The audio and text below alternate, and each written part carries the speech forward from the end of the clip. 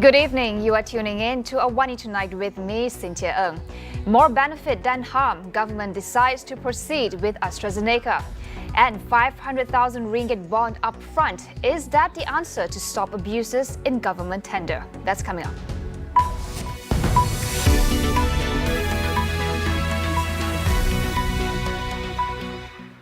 Former Prime Minister Datuk Sri Najib Tun Razak has admitted to receiving a bankruptcy notice from the Inland Revenue Board. The notice was issued for failure to settle outstanding taxes amounting to 1.7 billion ringgit. In his Facebook post, Najib vowed that he will continue to fight in order to prove his innocence and described this latest development as another move to tarnish his reputation. Najib also alluded to losing his parliamentary seat due to the notice served, but insisted that his struggle for the people will never end. In the notice filed on February 4th, the IRB said that Najib needed to pay the tax owed along with interest of 5% for each year, amounting to 45.9 million ringgit.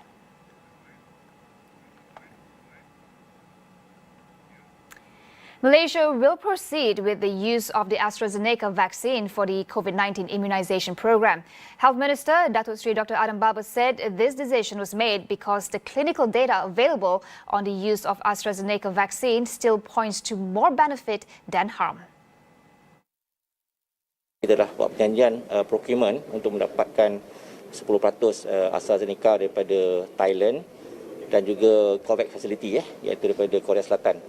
Jadi kita teruskan penggunaan AstraZeneca di negara kita kerana data-data klinikal yang terdapati masih lagi menjurus kepada banyak benefit berbanding dengan kita perlu tengok kepada kemudaratan.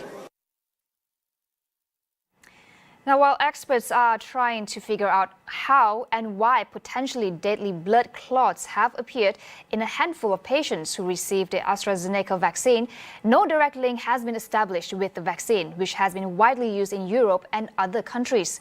Malaysia has decided to go ahead with AstraZeneca, but are Malaysians confident in taking the vaccine?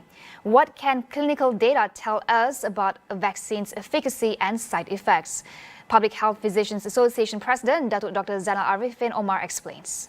At the moment, the weight is is higher for people to get the COVID-19, especially in our country where the cases is high, and it's a high risk for these people to get complication with the COVID-19.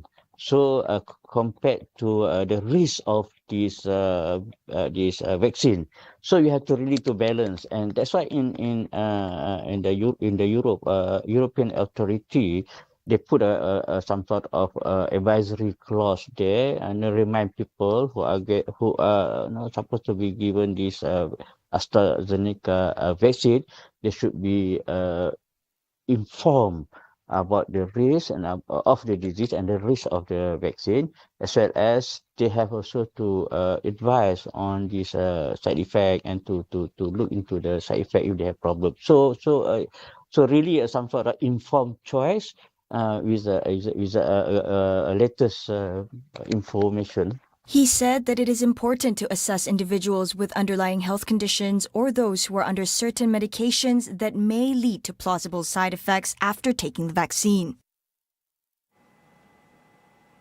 Malaysian Anti-Corruption Agency, MACC, has arrested a senior official of a government agency believed to be involved in a cartel that monopolized government projects worth billions of ringgit. The 38-year-old quantity surveyor was among the latest to be arrested in connection with a project tender cartel crippled by the MACC on Sunday night. The man is believed to have received bribes of 1.2 million ringgit for providing information on project specifications to syndicate leaders to facilitate the preparation of tender documents. He is also believed to have prepared bills of quantity for the projects offered. He is the 8th person arrested by MACC in relation to the project tender syndicate. The suspects were reported to have monopolized a total of 354 tenders from several ministries and government agencies nationwide, involving projects worth a total of 3.8 billion ringgit. The syndicate is said to be in operation since 2014 and is also believed to have used more than 150 companies to submit tenders or quotations to the ministries and agencies involved. Helicopters, a luxury yacht, and over 40 million ringgit worth of cars and properties. That was the value of assets seized by MACC from a datuk believed to be the ringleader of the project cartel syndicate. Authorities also found 3.5 million ringgit in cash at the suspect's home, including 15.7 million ringgit in luxury cars. The syndicate leader is believed to control more than 150 companies that were used to submit bids for tenders. He employed other individuals as company directors to hide the fact that he is actually the owner of these corporations. The syndicate's focus was on tenders involving facility maintenance as well as development projects. The MACC had been working on the case for almost a year before closing in on them in a special operation on Sunday night. The Public Service Department has been directed to implement work rotation for officers holding sensitive posts in a bid to stem corruption. Chief Secretary to the Government Tan Sri Muhammad Zuki Ali issued a statement in response to the arrest of civil servants involved in a cartel monopolizing government tenders. Muhammad Zaki said he regretted that some civil servants had allowed themselves to be used by unscrupulous people for the sake of getting big kickbacks. He said that there would be no compromise for those who are found guilty for corrupt acts and gave his assurance that stern action will be taken against any civil servant proven guilty for the project cartel issue or any misconduct that taints the image of the public service. He said that it was truly worrying that the syndicate obtained government tenders worth 3.8 billion ringgit before it was uncovered by the MACC. There may still be loopholes in the award process of public projects through the open tender system. However, Senior Minister Datuk Sri Fadilah Yusof today gave assurance that his ministry is actively taking steps to prevent abuses. One of the measures is requiring bidders to pay a 500,000 ringgit bond upfront. According to him, this is to ensure that only the serious players are going through the process. Although he acknowledged that this measure may not remove abuse entirely, Fadilah said this is only a part of the Works Ministry's ongoing efforts to shrink the space of manipulation within the tender process. Malaysia's exclusion from the upcoming Leaders Summit on Climate that US President Joe Biden is hosting reflects poorly on the country, says DAP's Secretary General Lim Guan Eng. He criticized the Environment and Water Minister, Datuk Sri Tuan Ibrahim Tuan Man, for the snub when others in the region, such as Singapore, Indonesia and Vietnam, were invited. Guan Eng added that Malaysia's exclusion suggested that the world viewed the country as more of a dumping ground rather than a strategic environmental partner. The summit will be held virtually on April 22nd and April 23rd, with a total of 40 world leaders invited by Biden, who took office as the US president in January. Other nations invited to the session include Bangladesh, Bhutan, the Democratic Republic of Congo and Gabon. The Court of Appeal today reprimanded lawyer Tan Sri Muhammad Shafi'i Abdullah for his criticisms of High Court Judge Muhammad Nazlan Muhammad Ghazali, who found Datuk Sri Najib Tun Razak guilty of misappropriation of SRC international funds. Judge Datuk Abdul Karim Abdul Jalil, who is chairing a 3-member panel, tell Shafi'i that he should stop using words like hopelessly incompetent to describe Muhammad Nazlan's judgment. In the 42 million ringgit SRC international case, Najib was sentenced to 10 years jail and 210 million ringgit fine. However, Najib will only serve 12 years in jail as the judge ordered all the jail sentences to run concurrently.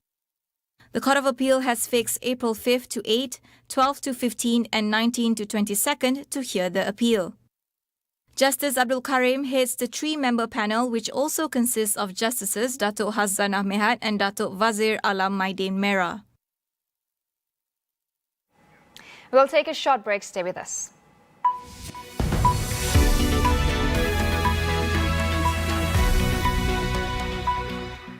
Untuk memastikan Malaysia ada ke depan kita boleh hentikan induknya adalah Melayu balik kepada Islam. This is orang yang membuat polisi. Kalau itu yang dikehendaki, fine, mungkin kita berbeza pandangan. tapi kita mempunyai kuasa yang boleh menentukan budaya di masa hadapan. Polisi yang mesra wanita sudah tentu dia akan datang daripada pemimpin wanita.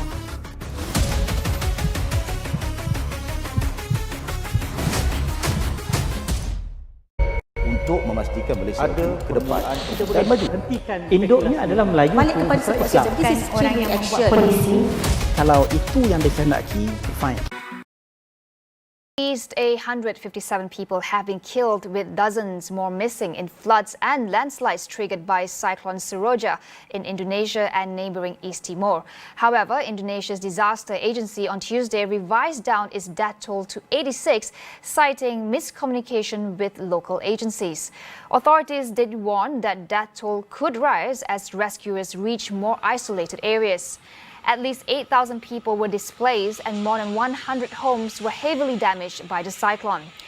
Indonesia President Joko Widodo urged authorities to speed up evacuation and restore power to affected areas. Cyclone Seroja is expected to continue to affect Indonesia and Timor-Leste for days while moving south toward Australia. New Zealand announced it will open a long-anticipated travel bubble with Australia on April 19th. The move to allow cross-border travel without mandatory COVID-19 testing is one of the first such agreements since the pandemic prompted countries to close their borders. The Trans-Tasman travel bubble would now allow for quarantine-free visits by Australians to its neighbouring New Zealand. Australia had previously allowed New Zealanders to arrive without going into quarantine, but New Zealand had taken a more cautious approach, requiring travellers from Australia to spend 2 weeks in quarantine upon arrival. Australian Prime Minister Scott Morrison called the agreement a win-win outcome for both countries, while New Zealand Prime Minister Jacinda Ardern said the move will give the country's economy a boost while continuing to keep the virus under control. Saudi Arabia said that only people immunized against COVID-19 will be allowed to perform the year-round Umrah pilgrimage from the start of Ramadan, the holy fasting month for Muslims. The Hajj and Umrah Ministry outlined 3 categories of people who would be considered immunized: those who have received 2 doses of the vaccine, those administered a single dose at least 14 days prior, and people who have recovered from the infection. They would be eligible for permits to perform Umrah as well as to attend prayers in the Grand Mosque in the holy city of Mecca. The ministry said the policy starts during Ramadan but did not indicate how long it would last or whether it would be extended to the annual Hajj pilgrimage later this year. COVID-19 related deaths worldwide crossed 3 million mark today as the latest global resurgence of infections is challenging vaccination efforts across the globe. So far, over 673 million people have been vaccinated against COVID-19 in more than 155 countries. According to Reuters Tally, it took more than a year for the global COVID-19 death toll to reach 2 million. The next 1 million deaths were added in about 3 months. Brazil is leading the world in daily average number of new deaths reported and accounts for 1 in every 4 deaths worldwide each day. India reported a record rise in COVID-19 infections on Monday, becoming the second nation after the United States to post more than 100,000 new cases in a day. Health officials blame more infectious variants that were first detected in the United Kingdom and South Africa, along with public fatigue with lockdowns and other restrictions for the worsening condition. Our COVID-19 pandemic public health measures must evolve as new challenges emerge. Tonight on Consider This, we speak to our panelists about the role of GPs, concerns over the elderly, and the global context of our national vaccination program.